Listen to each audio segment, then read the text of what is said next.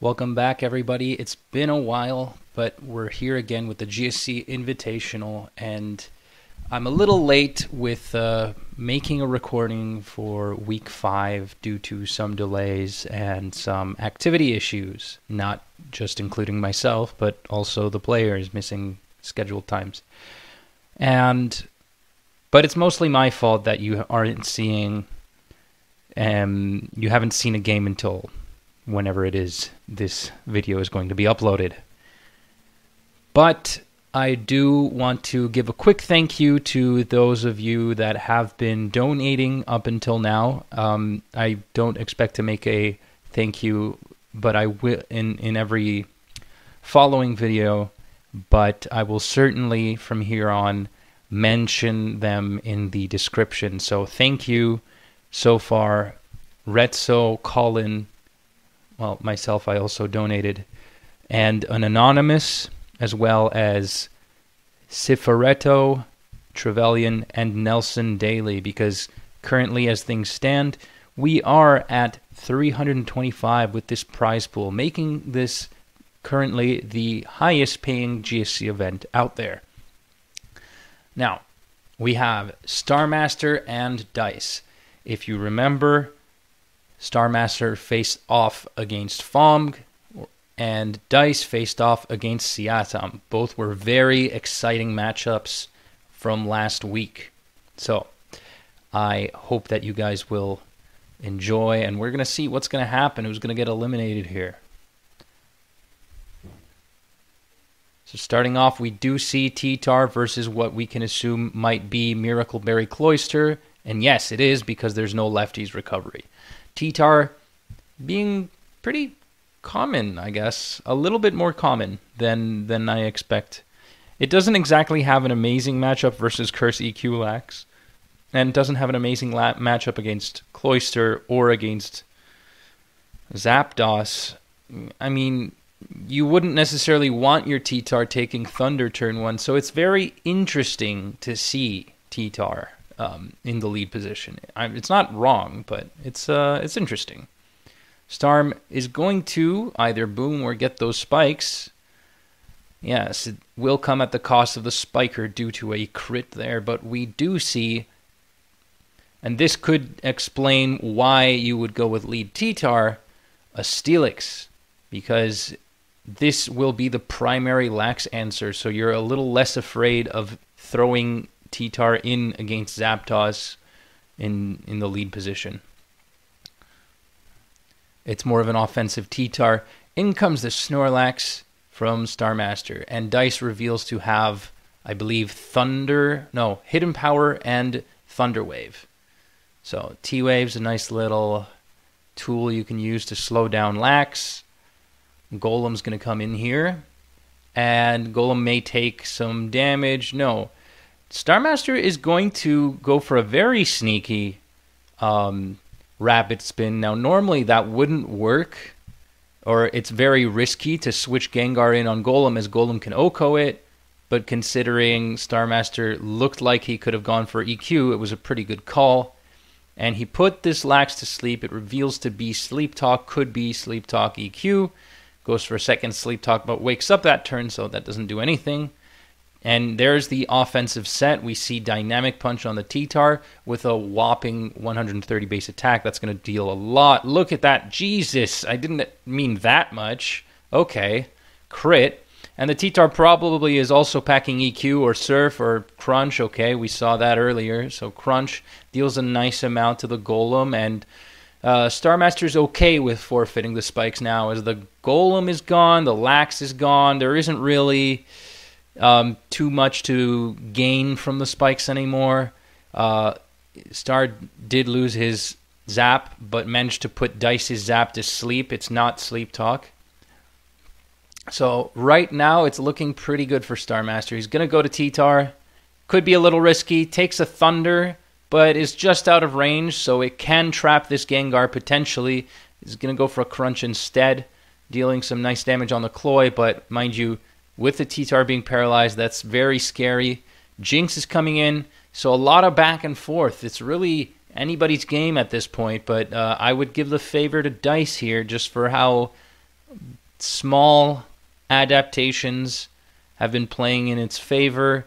He had some really well-timed explosion with that golem. The Jinx, unfortunately, does not manage to stay behind the sub against that lax, so Dice is going to go to Gengar. And that was a pretty safe play as well. Even if he lost the Gengar, he could have used Cloyster after and threatened a boom. Starmaster now in the lead again, so just as I said that, back in an advantageous position for Star because of the, well, all of these mons being weakened and being plus, 1 in terms of advantage. And even if this Cloyster booms, Starmaster looks like he's in a really strong spot. Dice is going to attempt to not explode on the lax. But at this point, it looks as though there isn't really much Dice can do to stop this Steelix from exploding. So, game 1 will be going to Starmaster. Really interesting. It might have been hard for those of you to keep up, but still quite entertaining nonetheless. One of the things I did appreciate was how Starmaster seemed like he was in a tough spot due to the Jinx, but that perfectly timed hypnosis really did wonders there. And the fact that he didn't try to defend the spikes any further than he needed to, because once the lax is out of the way, really all of the other mons are kind of, they don't need spikes to be killed. There aren't any significant thresholds. That might have been what was going through Starmaster's head. So, very interesting to see the T-Tar plus Steelix core. I think they actually bring out the best in each other. So, I've seen it before in SPL 12 finals between Conflict and ABR. So, yeah, really interesting. Plus a Gengar, so you have 3 normal resists potentially. Now, for consistency, we're going to switch sides. Starmaster on the bottom, Dice on top. Game 2. Oopsie daisy. Music. There we go. So, lax on lax action this time around. And they're both going to go for a curse. It's, always hard to tell who has what. Both are body slam. There's a good chance that with body slam they may also have EQ, because EQ draws in Scarm. Body slam can potentially paralyze it. Then you can open it up for something else, or it could be a boom lax. We don't know. They both are parried, though. They're dealing just about the same amount to each other. And Starm is going to rest. Dice full paras. Star may either stay in or whatnot. Another full para. So, Miltank, meaning it's almost certainly a stall team on Dice's end. Probably not Boom Lax. It's probably going to be rest. Starmaster's end, we're not really sure. The Miltank gets parried. Full parried, rather. And Star in the lead in terms of spikes advantage. But that's just about it. As Dice has a rapid spin user, he is going to stay in.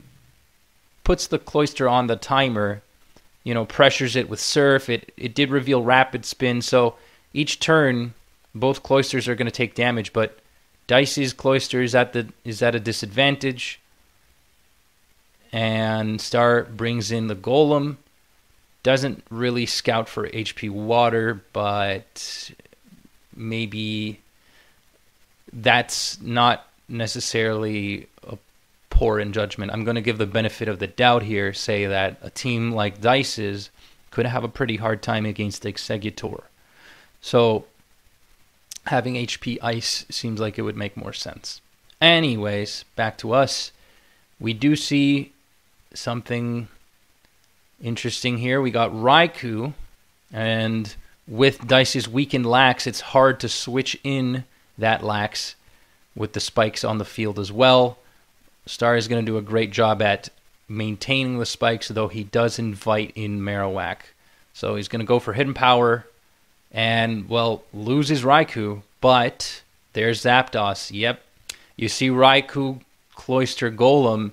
it's probably going to be double electric.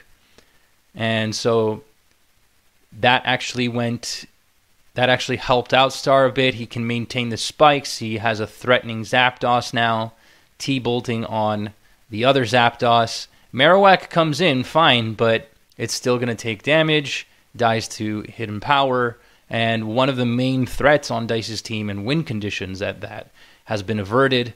And this might suggest that this Lax is Rest, Body Slam, EQ, could be Thunder instead of EQ. This team I've seen before, because if it had Body Slam and EQ, then I would expect it to have Belly Drum. But given that there's a Marowak with the spike support and the Miltank, I would probably assume that it has Thunder for Skarmory. So, Lax dealing some decent damage on the Zapdos, which is Whirlwind. So there is a phaser on this team.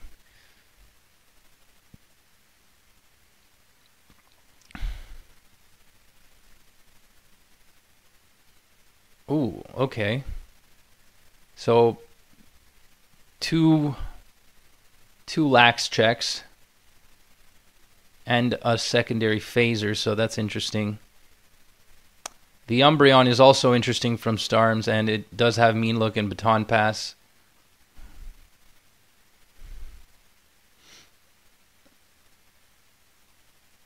So Body Slam is not all too threatening, as you saw there against Zapdos. Zapdos does a pretty good job at, since it's decently bulky, it does a good job at withstanding those hits as long as they're unboosted. Double Edge would be a lot more threatening. It immediately threatens a 3-hit KO on Zap, but Body Slam, not really. So Star is facing a Sleeping Lax, could set up or use Umbreon, threaten something, can Baton Pass out, and gets a little bit of momentum there. So if he weakens Dice's Zapdos enough, there's the para, full para, so para into full para from a Thunderbolt. Very low odds there. It's going to be really good for Starmaster, especially because the Skarmory is also put to sleep, or paralyzed, meaning that Dice is going to very much rely on things to go his way, but yeah, this is going to be very tricky.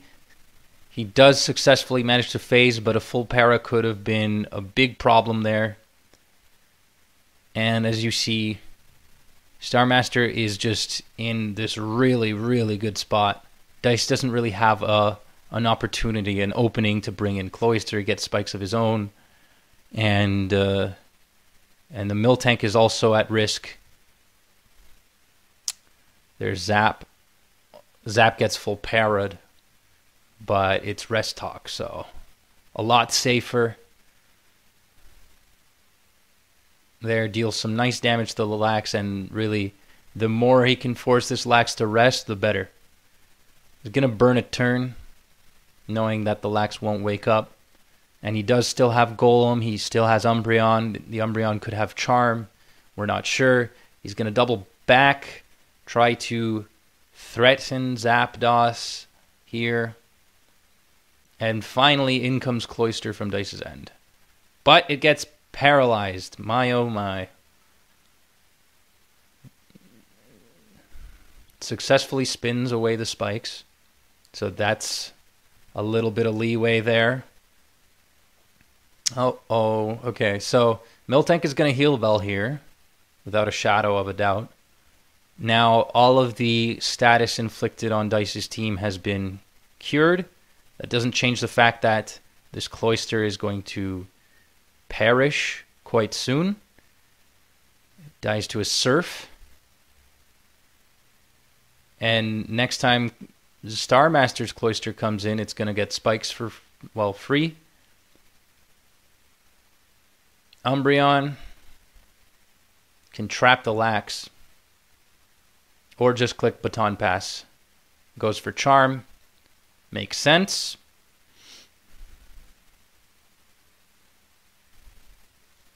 With 2 explosions and the potential for laying spikes and a Mean Look user, Starmaster looks like he's in a great spot.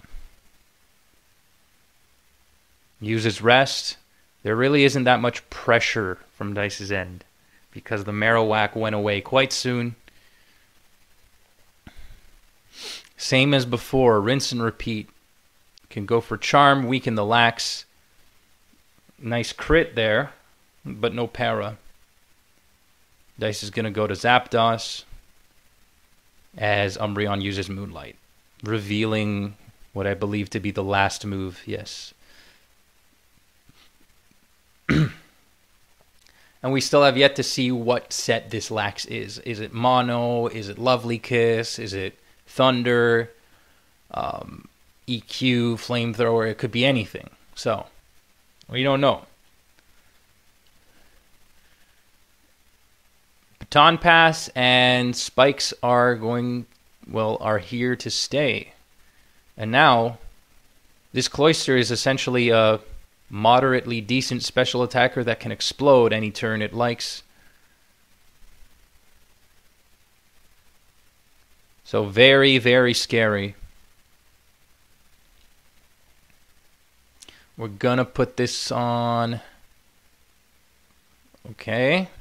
Umbreon can go for Charm here. Dice might attempt to para the Umbreon with Body Slam. But this also means it has to use... Look at all that. Look at all of that bulk. Just did 17%. Like, Snorlax can't... The top Mon can't even break through this. Can't even 5-hit KO Umbreon. Ridiculous. Sure, I mean, it weakens it, but... It's so annoying. Such an annoying poke.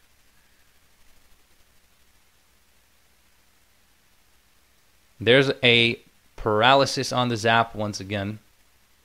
Another. Or, not another. Oh, okay. So it does have Rest. Interesting. Rest, Whirlwind, T-Bolt. Hidden Power. Kind of awkward, but... Hey, if it gets the job done. Starmaster knows he can slow down the pace here. Dice doesn't want to use up all of the heal bells. Knows that there's only a limited time offer. And now we're going to go on fast because we want to see things happening. Oh, and there it is. The Lax gets trapped. It's at +1, but now it's at -1. Dealing 18. Umbreon is paralyzed. A crit could be deadly. Could be deadly. Charm. Starmaster is going to attempt to bring this Lax to the lowest possible amount of attack before maybe going to his own Lax, or maybe just consuming all of the PP of Snorlax, which is also feasible. And Dice forfeits. So his run is going to end here. Good job. He deserves a congratulations for having made it this far into the tournament. The losers bracket can be quite deadly, and Starmaster's teams are as formidable as ever, so good job on him. He will be moving on to losers bracket round 5. So I hope you guys enjoy, and be sure to leave a like and subscribe.